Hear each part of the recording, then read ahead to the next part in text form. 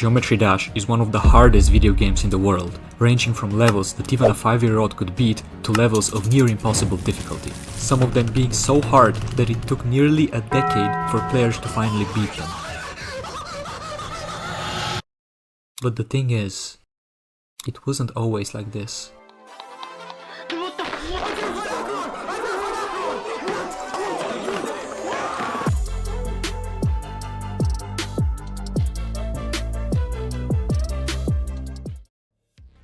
The creator of the game, Robert Topala, or also known as RobTop, first launched the game for mobile on the 13th of August 2013. At the time, the only available levels to beat were the official ones, which were already hard enough for most people. But it all started escalating when players began creating online levels via the level editor. This feature allowed players to push the difficulty even further than RobTop's initial idea. There was only one catch though. Players couldn't just create an impossible level, upload it, and expect it to be the new hardest one. But rather, they had to verify it first. Or in other words, complete it by themselves to prove that it is possible. But this didn't really seem to be an issue. At one point, players started creating levels that were harder than the main ones, so RobTop decided to add the demon difficulty rating for the custom levels. As years passed, the game's player base got better. With the upcoming updates, new game modes like the UFO and the Wave were added, and all they did was just increase the skill ceiling even more. However, one thing that really did it was when the game got released on Steam for PC players. This would later turn out to be a crucial part of the game's future, alongside the hardware upgrades that the players got introduced to. And speaking of hardware,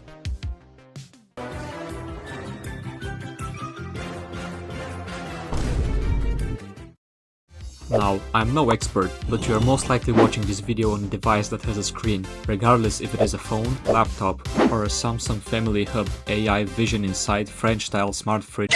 If you're at least somewhat competent with technology, you would have probably heard that screens have the so-called refresh rate, with most standard devices being at 60 Hz.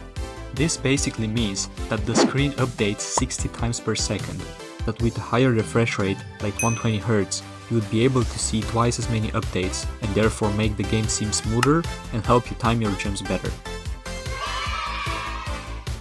As of writing this, the most common values that good players look for are 144, 240, and some even go as far as 360. But what about the input device? Well, some of the most common devices that players use are the mouse, keyboard, where you can use both the spacebar and up arrow, but if there is someone that really uses the spacebar, nobody likes you. An input method that recently started getting popular is the Seiyuu device, which is basically a very small 3-key keyboard made originally for the rhythm-based game Osu. The advantages that it provides are, number 1, so you don't wreck your keyboard, because I know some of you are really abusing your keyboard. Reason number 2, the customizability that it offers, like trigger and release activation, and rapid trigger, which detects inputs both when pressed and released without needing the key to return to its initial position, making the switches very sensitive and precise. Reason number 3, and probably the most important reason: cat. But in all fairness, I genuinely don't get the hype around it. Like, you would be stupid to buy it, right? Right?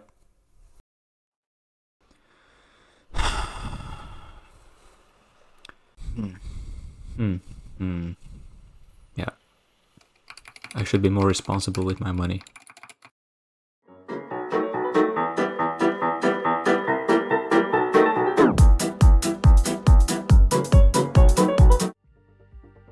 Currently, there are 5 demon difficulties: easy, medium, hard, insane, and extreme demon.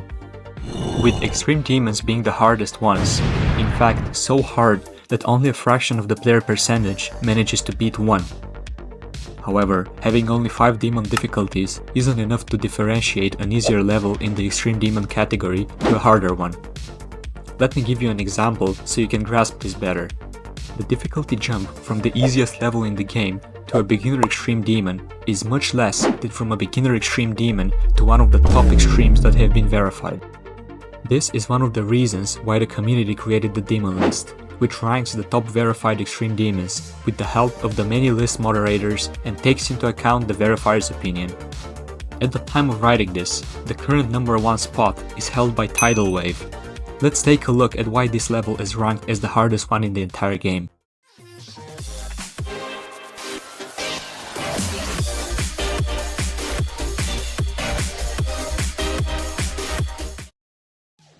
The level was created by Onilink in the 2.1 update, being uniquely summer and beach themed, a theme that has not been seen before in the top extreme, and honestly, it's good to have a bit of a refresher from the ongoing theme of the most leaderboard demons being hell themed. Tidal Wave was verified by a player by the name of Zoink on the 9th of September 2023. He is considered the current best Geometry Dash player, having verified the whole top 3 within just a year, and is famous for his ability to beat levels in an unusually short amount of time. It took him only about 50,000 attempts to verify Tidal Wave, and while that may sound like a lot, every Geometry Dash player knows that this is incredibly low compared to how many tries other players are willing to sacrifice. The level starts off with mostly fast-paced cube gameplay for the first 20%, which makes it incredibly annoying to play from 0%. Why?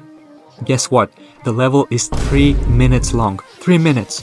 In comparison, most leaderboard demons are between the 1 minute to very rarely the 2 minute mark.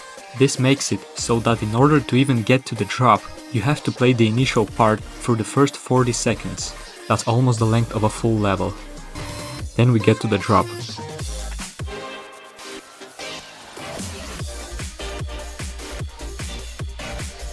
It is all wave game mode, which many consider to be one of the more challenging ones, as not only does the initial click matter, but so does the release. And let's not forget to mention that Tidal Wave has 260 FPS frame perfect jumps. If you're not familiar with this term, a frame perfect jump is basically a jump where the player only has 1 frame time window to do the input and everything else results in a fail. So this would mean that if you were to play the level on 60 FPS, you would have 200 of those clicks in the entire level. There is a video by this creator that marks all of them with a counter, and boy, let me tell you.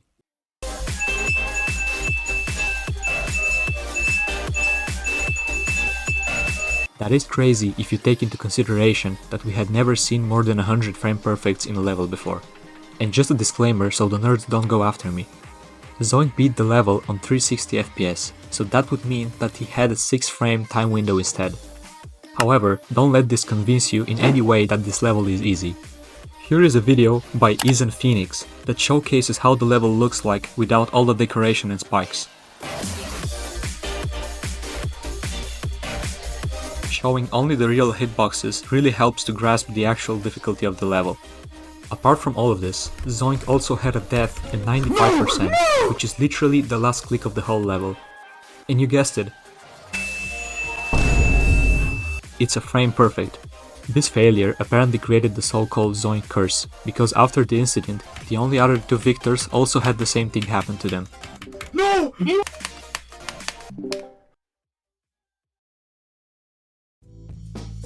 What about the future of the game? Just a note, Tidal Wave should just be taken as an example and not perceived as the forever number 1 spot. There are multiple levels that are getting verified, which are said to be harder than Tidal Wave.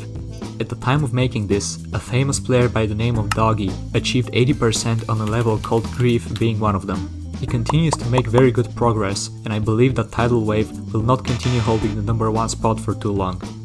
This video will probably get outdated in a couple of months because of the nature of the game and how fast the community improves. And that's not a bad thing.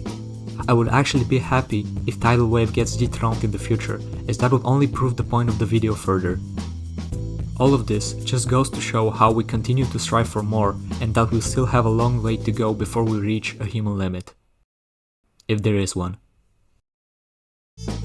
If you stayed till the end, consider subscribing and dropping a like. This video took me quite a while to make and I would greatly appreciate it. Peace.